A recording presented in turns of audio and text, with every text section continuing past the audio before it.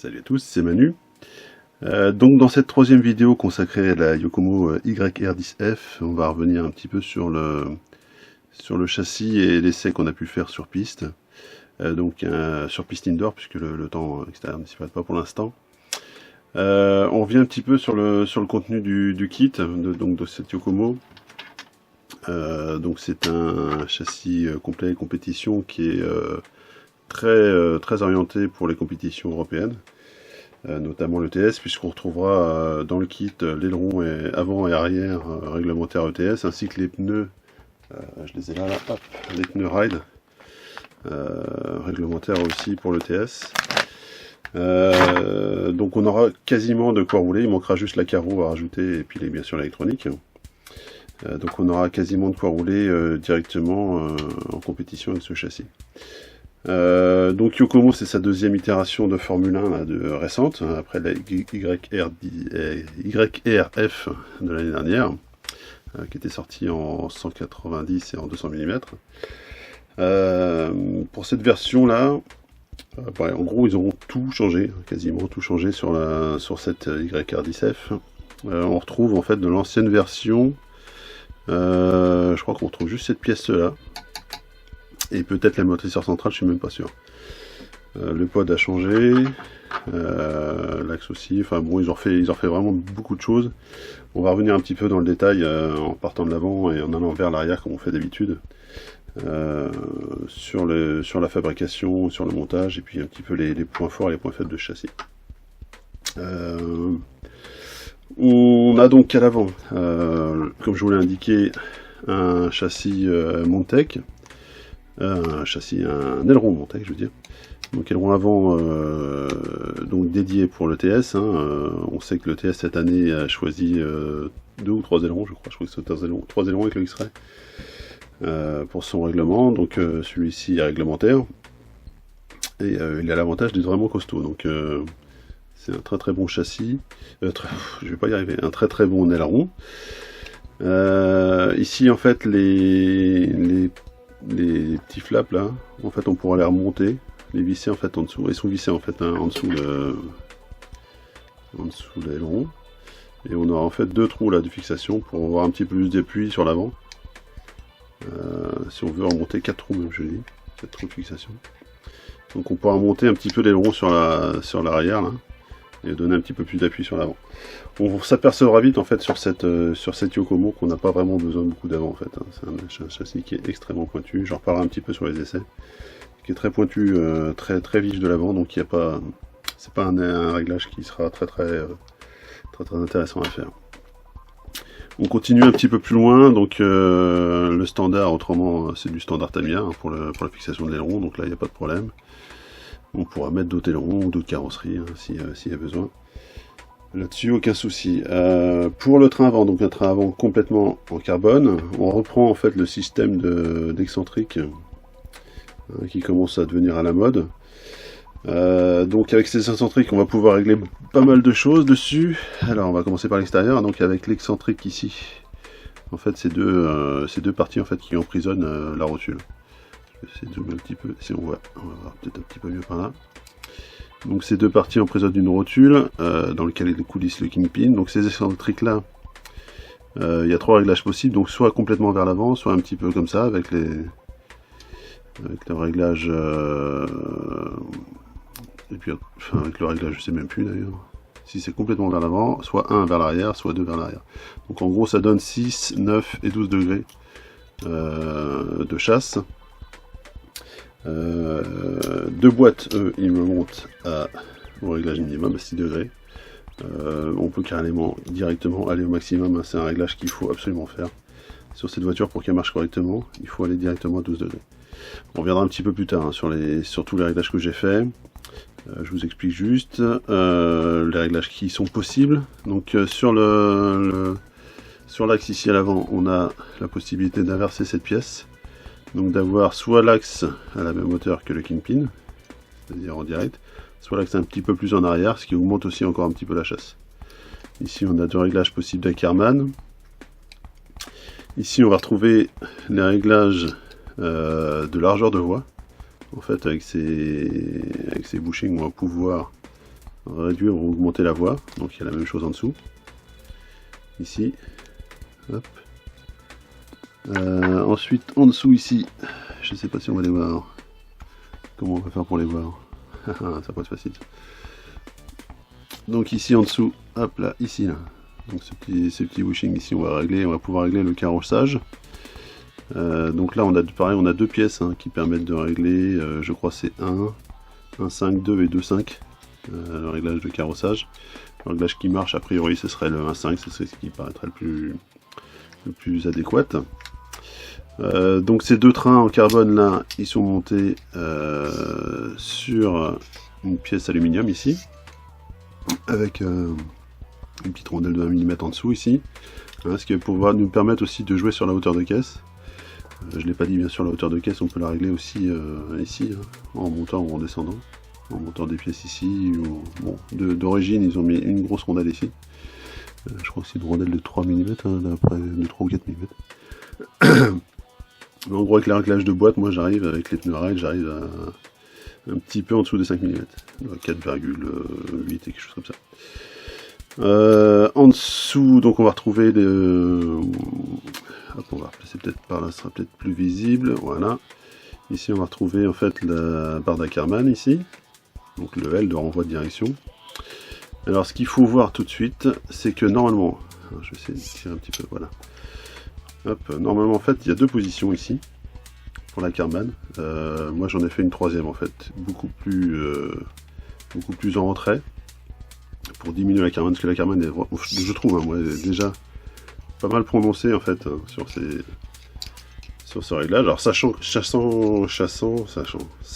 qu'on a déjà reculé pas mal, on a avancé pas mal hein, l'avant ici, donc on a quand même une biellette qui est quand même déjà avancé un petit peu. Moi je trouve que c'est pas suffisant, donc j'ai refait deux trous.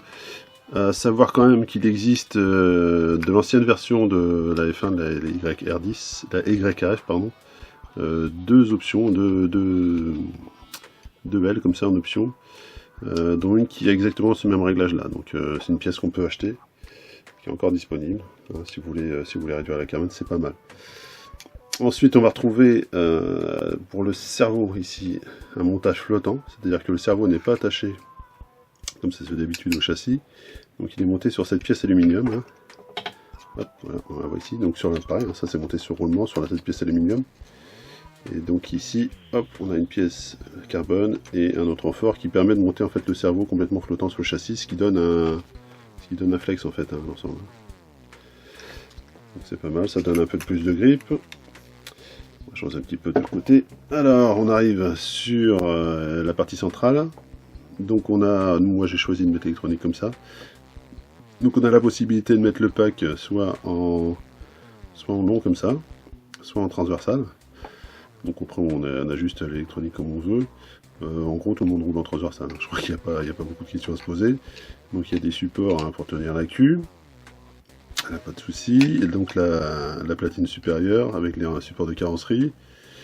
Sur le côté des links classiques. Un amortisseur central gros volume, type DTM, avec un ressort assez dur, enfin c'est dans la moyenne, c'est pas mal, c'est ce qui marche bien. Par contre, ce qu'ils mettent en huile dedans, ils mettent, je crois, dans le kit, il y a de la 450, moi je suis monté beaucoup plus dur, je suis monté carrément à 800. Bon, faut quand même se rappeler qu'on est sur un réglage moquette, donc c'est agressif. Mais je trouvais la voiture vraiment floue en dessous du 6. Je suis monté à 600, je suis tout doucement. Et en dessous de 600 jusqu'à 600, je trouvais la voiture vraiment trop floue. Donc 800, voire même 1000 hein, sur les fiches de setup de l'ETS Masami Hirosaka monté à 1000 ici. Hein. Donc c'est pas un réglage déconnant. Donc l'arrière, on a comme d'habitude un pivot hein, pour articuler le pod. Et pour faire l'amortissement latéral, donc on a deux dampers à graisse hein, qui sont montés quand même vachement couchés, hein, je trouve. Hein. On a un angle qui est quand même assez important. Et on n'a pas beaucoup de course en fait dans ces dumpers. On s'apercevra qu'on a vraiment un tout petit volume ici.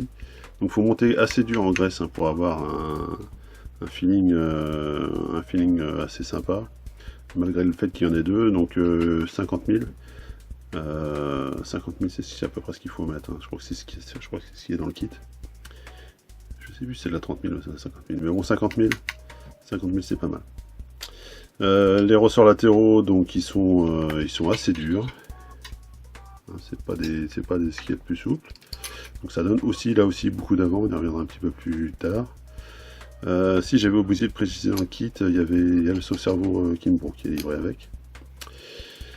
Voilà, donc le support moteur aluminium, pas de souci, avec un axe acier. Donc comment s'appelle, une empreinte côté gauche donc qui est lestée, et côté droit donc ils ont fait un gros effort hein, par rapport à l'ancienne version sur le différentiel, avec un diff avec une vraie butée à billes ce coup-ci. Sur l'ancienne version en fait on venait mettre les rondelles Belleville sur l'enroulement. Ici dans cet endroit on a un vrai diff à billes avec une cage sur laquelle on appuie bien correctement, ce qui nous fait un diff qui est vraiment super sympa. Donc c'est un gros plus. Moi je l'avais serré pas mal hein, pour les réglages, toujours hein, parce qu'on avait beaucoup d'avant, donc pour essayer de motricer un petit peu plus en sortie de virage. Donc c'est un réglage à voir, hein. Le réglage est quand même assez facile à faire. Et puis donc pour la couronne, ils fournissent une couronne qui a l'air d'être une couronne usinée, non pas moulée, hein, d'après ce qu'on voit. Donc une bonne qualité de fabrication pour la couronne. Je sais plus si c'est 16 billes ou 18 billes, je me rappelle plus trop. Je crois que c'est 18 billes, hein, il me semble. Bon, ça sera à vérifier. Mais bon, c'est vraiment un très bon diff. Et derrière, donc le réglage de l'aileron, donc un aileron, comme je vous l'ai dit, aileron Montec. Pareil, qui sera réglable aussi là en hauteur, avec deux positions de réglage. Ce qui nous donne un petit peu plus d'arrière. Là je l'ai réglé au maximum pour avoir de l'arrière. Donc ce qu'on peut dire sur le setup de boîte, ce que je préconise moi, c'est de mettre ici l'axe en arrière, de mettre 12 degrés de chasse devant, pareil de mettre ici sur le dernier point d'ancrage. Éventuellement, si vous avez la possibilité de faire refaire deux trous, parce que moi j'ai une comment s'appelle, j'aurais pu retrouver le nom. Une machine pour faire des filetages. Donc j'ai refait deux filetages ici pour mettre les rotules. Sinon, commander la pièce Yokomo directement, qui donne moins d'ackerman. Ça calme un petit peu la voiture. Réglage de carrossage, donc la voie large, je me suis mis en voile plus large pour avoir le plus de stabilité possible. Réglage de carrossage à 1,5. Qu'est-ce qu'on a fait d'autre au niveau du cerveau, donc l'expo assez élevé quand même, hein, j'étais quasiment à 60% d'expo dessus. Je vous le dis, c'est un châssis qui est vraiment hyper vif, qui même devient un petit peu compliqué à piloter. Quand on n'a pas l'habitude, quand on prend la main, si c'est un châssis pour débuter, c'est vraiment un petit peu pointu. Alors on peut évidemment diminuer la course ou ce genre de choses hein, pour limiter un petit peu cet effet-là. Assouplir derrière, enfin il y a plein de choses qu'on peut faire. C'est un châssis qui monte pas à réglage, ça il n'y a pas de souci. Ensuite, donc comme je vous l'ai dit, sur le central 800. On peut peut-être même monter jusqu'à 1000, sur le dumper latéral 50 000. Donc j'ai fait 30-50 000, j'ai pas vu une grosse différence entre 30 et 50 000, sauf qu'il est un petit peu plus constant en 50 000, donc je suis resté là-dessus. J'ai pas eu l'occasion de tester des ressorts plus souples, il aurait peut-être fallu que je teste ça pourrait être une bonne solution. Voilà, il y a un diff un petit peu serré derrière pour avoir un petit peu plus de motricité en sortie de virage. Je vous laisse maintenant regarder un petit peu ce que ça donne donc sur la piste de ASMN, et puis on se retrouve un petit peu après pour parler un petit peu du ressenti que j'ai eu avec cet essai.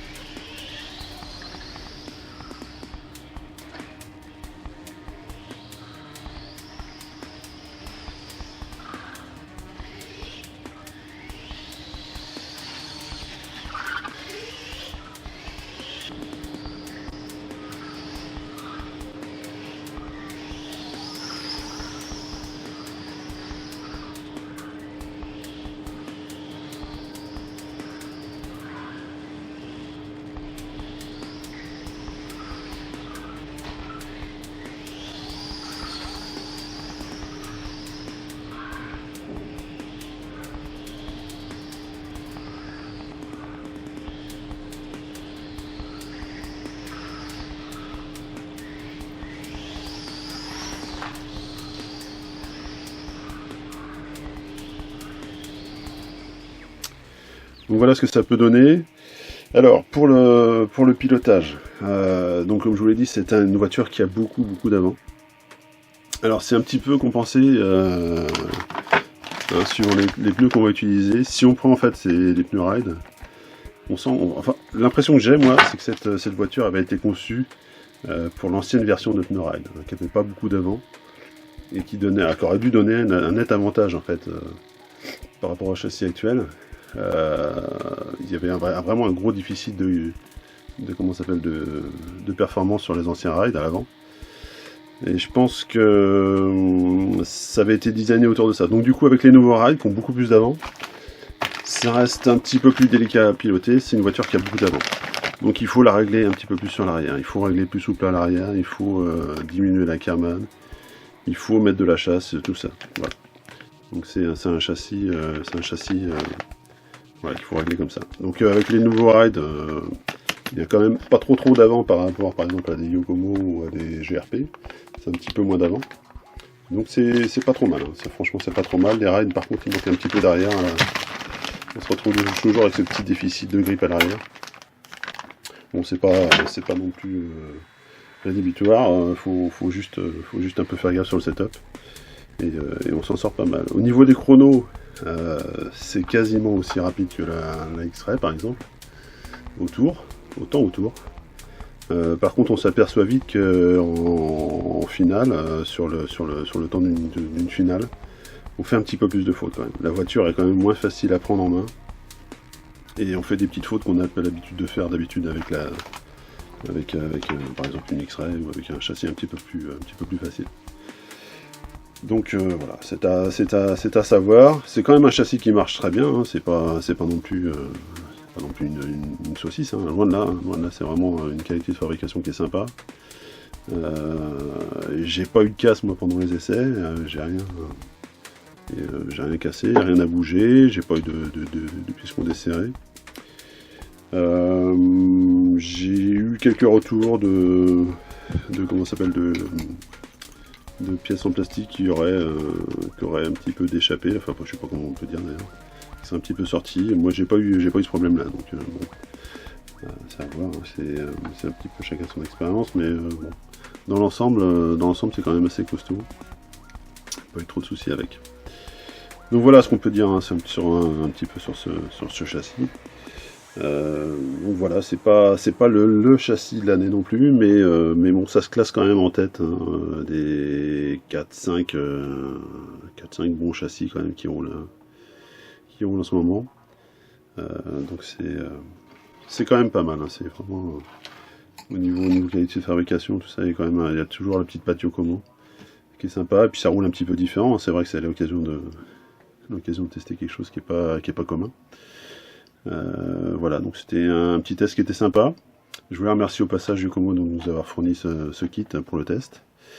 Et puis on se retrouve pour une autre vidéo bientôt sur RCF1. Je vous invite également à aller voir notre page YouTube et notre page Facebook.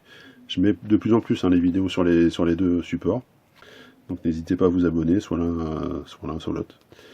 Et on se retrouve bien sûr sur rcf1.fr pour un prochain test. Allez, salut!